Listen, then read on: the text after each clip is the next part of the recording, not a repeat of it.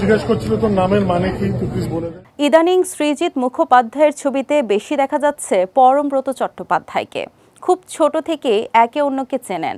সৃজিত স্কুলে পরমব্রতের সিনিয়র ছিলেন, তখন থেকেই সম্পর্ক শুরু। পরে আবার সিনেমার সূত্রে তারা জুড়ে যান। সৃজিতের সঙ্গে কি পরমব্রতের ভালোবাসার সম্পর্ক নাকি ঘৃণার? এই প্রশ্নের উত্তরে সৃজিত খোলাসা করলেন, ৩৭ বছরের একটা সম্পর্ককে ভালোবাসা বা ঘৃণা কিছু দিয়ে ব্যাখ্যা করা যায় না।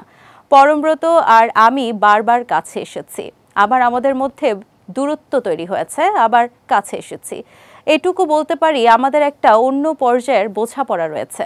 ব্যক্তি জীবনে সৃজিত পরমব্রত দুজনেই অভিনেত্রী স্বস্তিকার সঙ্গে প্রেম করেছেন, তাই বলে কি তাদের মাঝে কখনো দূরত্ব তৈরি হয়েছিল? দুজনেই জানালেন এটা সম্পূর্ণ ভুল ধারণা। প্রাক্তন প্রেমিকা এক হওয়ার কারণে আমাদের কোনো সমস্যা হয়নি।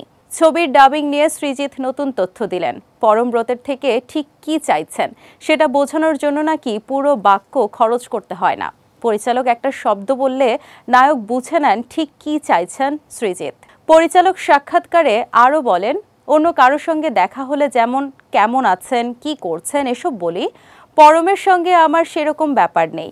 আমরা কে কি করছি অন্যজনের কাছে সেই খবর থাকে।